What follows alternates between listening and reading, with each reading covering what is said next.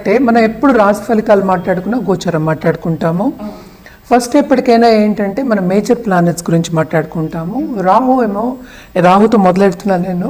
So Rahu ఏమో మీనంలో ఉన్నారు, కేతు ఏమో మనకి కన్యలో ఉన్నారు.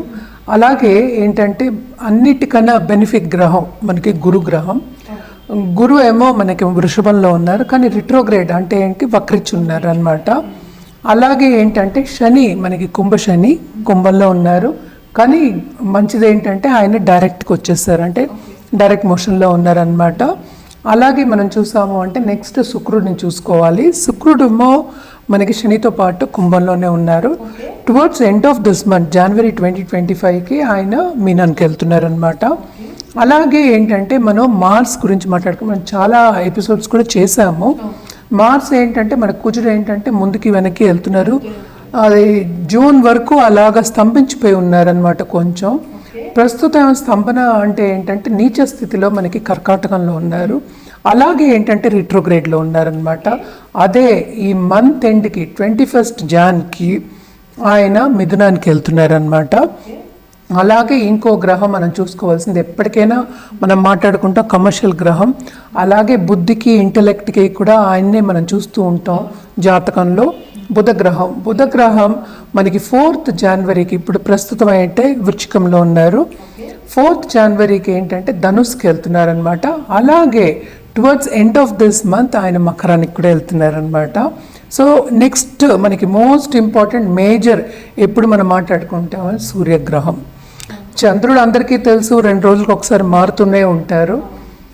సూర్యగ్రహం మనకి తెలుసు ఆయనకి సంక్రమణ జరగబోతోంది. అంటే ఏంటి, జనవరి 14th. దాన్నే ఏంటంటాం మనం, ఎక్కడి నుంచి ధనుస్ నుంచి మకరానికి వెళ్తున్నారు ఆయన. సో దాన్ని మకర సంక్రాంతి కింద మనం చేసుకుంటూ ఉంటాము. అందరికీ తెలుసు జనవరిలో సంక్రాంతి వస్తుందని తెలుసు. అది ఎప్పుడు జరుగుతోంది, 14th జనవరికి జరుగుతోంది అనమాట. సో ఇవన్నిటిని పట్టే మనం ఈ గ్రహాల స్థితిని పట్టే ఈ నెల జనవరి 2025కి మనం అన్ని రాశి ఫలితాలు మాట్లాడుకోవాలన్నమాట. ఏంటంటే ఎప్పటికీ మనం చెప్పేది ఏంటంటే కొన్ని రాసుల వారికి చాలా బాగుంటుంది, కొన్ని రాసుల వారికి మిశ్రమ ఫలితాలు ఉంటాయి. ఏదైనా సరే వ్యక్తిగత జాతకం మీద ఆధారపడి ఉంటుంది.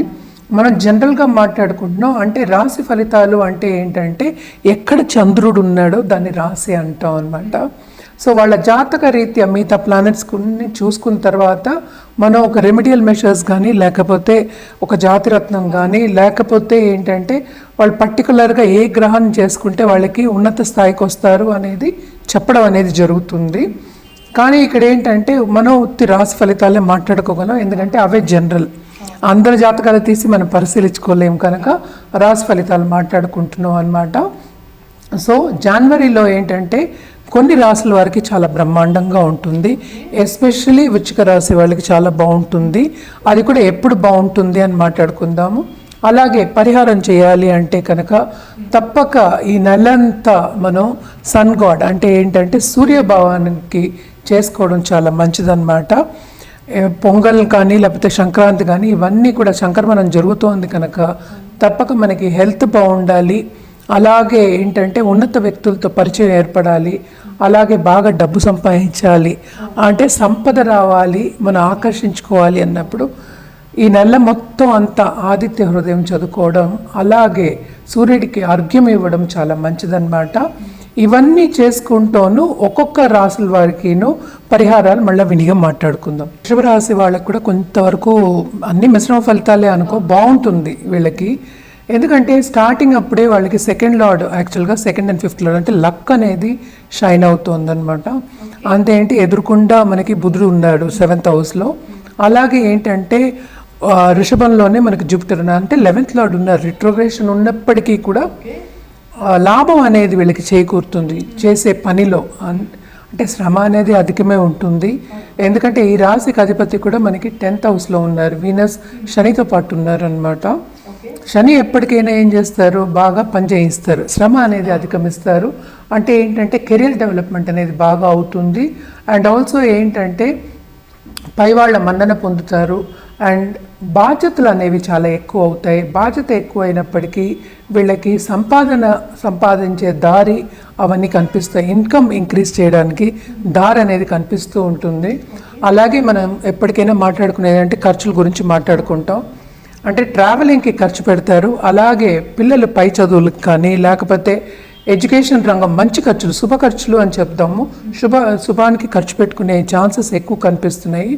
అలాగే మనం చూసాము అంటే 12th వాడేమో మనకి నీచిపడి ఉన్నారు 3వ ఇంట్లో, ఆయన టువర్డ్స్ ఎండ్ ఆఫ్ దిస్ మంతే 2nd హౌస్కి వస్తున్నారు.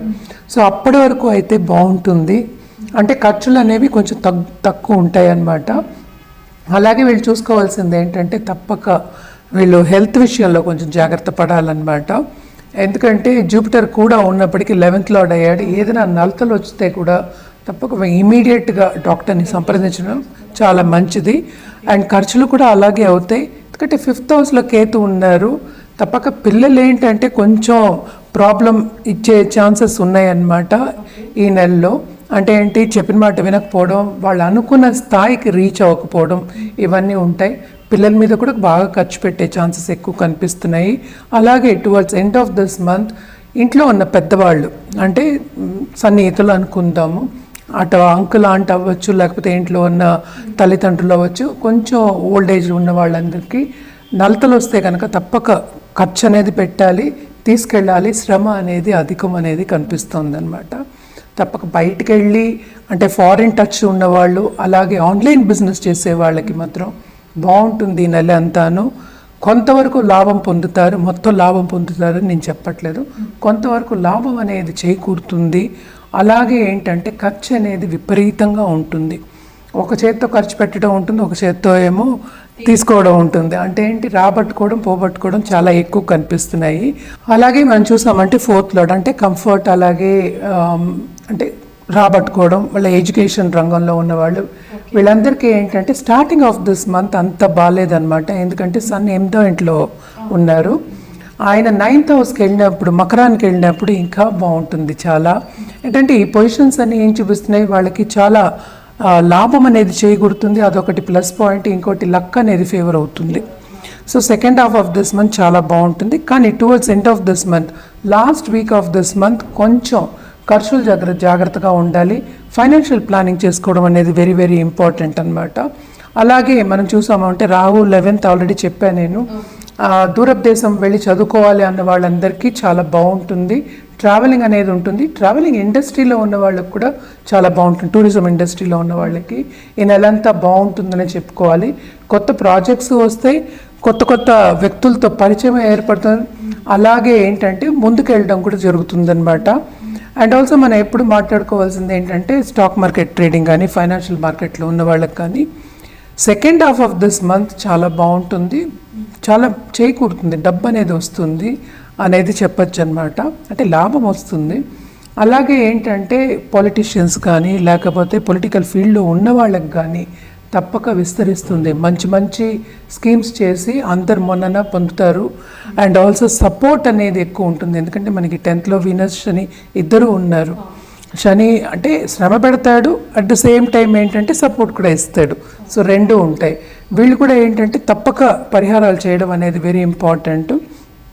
ఏం పరిహారాలు చేయాలి అంటే ఎప్పటికైనా లక్ష్మీ గణపతి పూజ చేయడం, నిత్యం చేయడం మంచిది. అలాగే లక్ష్మీ గణపతి హోమాలు కానీ లేకపోతే జపాలు కానీ చేయడం మంచిది. నిత్యం చేయొచ్చు, కానీ ఎవ్రీ ఫ్రైడే చేయడం అనేది వెరీ వెరీ ఇంపార్టెంట్ అన్నమాట. అలాగే మీరు చేయలేకపోతే వినడం, యూట్యూబ్లో వినొచ్చు కూడాను. సో అష్టోత్తరం విన్నా కూడా చాలు. ఒక 5 minutes ధ్యానం చేసుకోవడం పొద్దున్న లేవగానే చాలా ఇంపార్టెంట్ అన్నమాట. ఇవన్నీ చేసి అండ్ ఆల్సో ఏంటంటే ఒక ప్రాణికి ఆహారం పెట్టడం కానీ, వృద్ధులకి ఆహారం పెట్టడం కానీ చాలా చాలా మంచిది. ఫ్రైడేకి చేయొచ్చు. ఎప్పటికైనా మనం ఏంటంటే గోపూజ చేయమని చెప్తూ ఉంటాము ఫ్రైడే. అలాగే ఏంటంటే ఒక ముత్తైదును పిలిచి పెరుగన్నం పెట్టడం ఫ్రైడే చాలా మంచిది అన్నమాట. తప్పక మీకు చాలా బాగుంటుంది. ఇంకోటి చెప్పాలి అంటే గురు కూడానే ఉన్నారు కనుక నిండు బ్రాహ్మణునికి వాయనం ఇవ్వడం ఇంకా ఇంకా మంచిదన్నమాట. ఇవన్నీ చేసుకుని ప్లస్ మీకు జాతకం చూపించుకోవాలి అంటే చూపించుకుని దాన్ని బట్టి మీరు పరిహారాలు చేసుకోవడం కూడా ఇంకా బెటర్ అన్నమాట. ఇది మనం జనరల్గా మాట్లాడుకుంటున్నాం కనుక ఈ జనరల్ రెమెడీస్ చేసి చూడండి, మీకు చాలా బాగుంటుంది.